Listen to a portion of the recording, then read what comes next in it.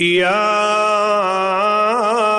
أيها الذين آمنوا لا تتبعوا خطوات الشيطان ومن يتبع خطوات الشيطان فإنه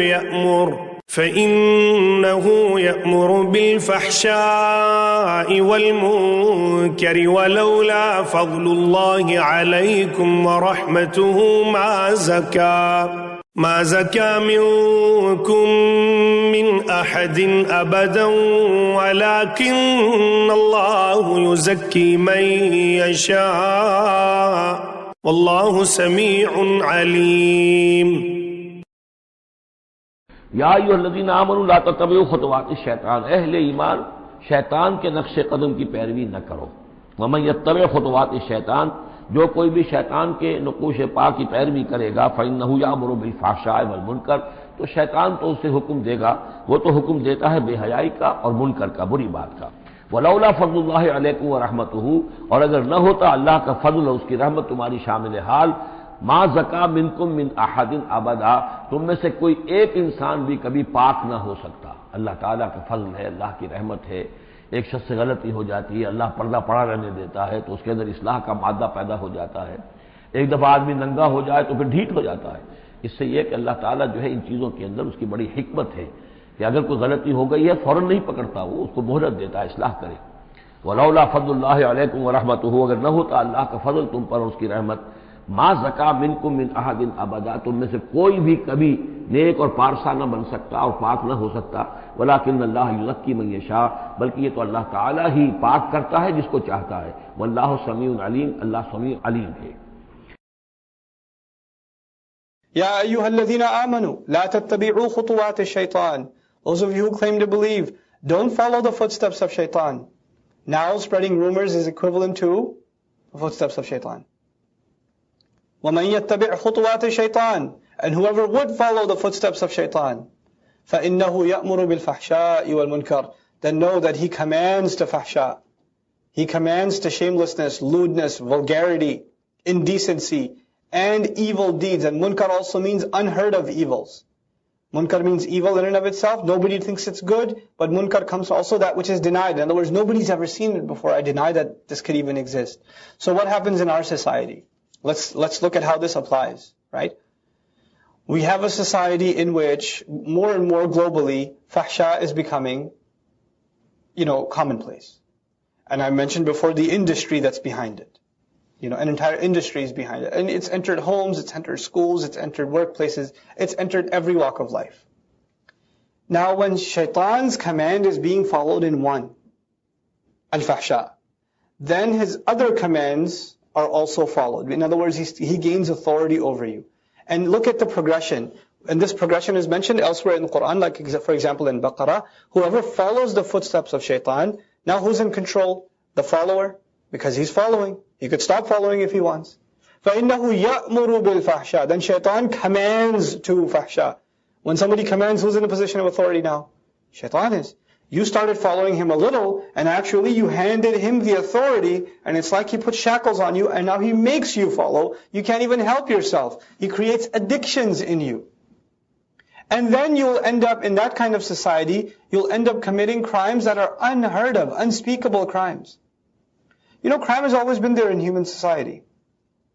Crime's always been there. Murder's been there, robbery's been there. Crimes of passion have been there. They've been there. But when fahsha spreads, then Allah says munkar will spread. And He'll command you to do things that are just weird. Isn't it the case that in postmodern society we're seeing the kinds of crime, the nature of crime that's never been seen before? Kids walking into a school with guns. Mothers flushing babies down the toilet. This kind of sick, unheard of, it doesn't make it. The guy walking into a movie theater, just shooting away at random people. Virginia Tech. That's unheard of. But Allah says this is actually a progression. The first thing to go is you start following the footsteps of shaitan, and shamelessness goes away. When shamelessness goes away, your human decency goes away. And when your decency goes away, so does your humanity eventually. You're not even a human being anymore. Even animals don't do what human beings are able to do at a certain point. Even a gator will eat so much and then it's full. It won't come after you. It'll attack either it's afraid or hungry. Not because it's in the mood. It won't do it. You know? This is the kind of thing that shaitan can lead a society into. وَلَوْلَا فَضْلُ اللَّهِ عَلَيْكُمْ وَرَحْمَتُهُ. Had it not been the favor of Allah and His mercy. I'll keep counting how many times Allah keeps saying. And this time, Allah actually mentions the consequence. This is the first time. Every other time Allah didn't mention the consequence. He said, had it not been the favor of Allah, مَا زَكَى مِنْكُم مِّنْ أَحَدٍ أَبَدًا. None of you would have been pure ever. None of you would have attained a state of purity. Zakat is purity of wealth, purification of wealth. Zakah as a verb, to become pure. Also actually means to develop and grow. Zakah yani raba. Ambata, to grow, to sprout. It's used for plants. You know. And also it means to get stronger. Allah says, had it not been for me, my favor on you, then every waswasa of shaitan would have made you weaker and weaker and weaker and weaker. You would never have become pure. And Allah would have never warded off or cancelled off the effects of shaitan's waswasa off of you. It is a favor of Allah that Allah continues to make you stronger.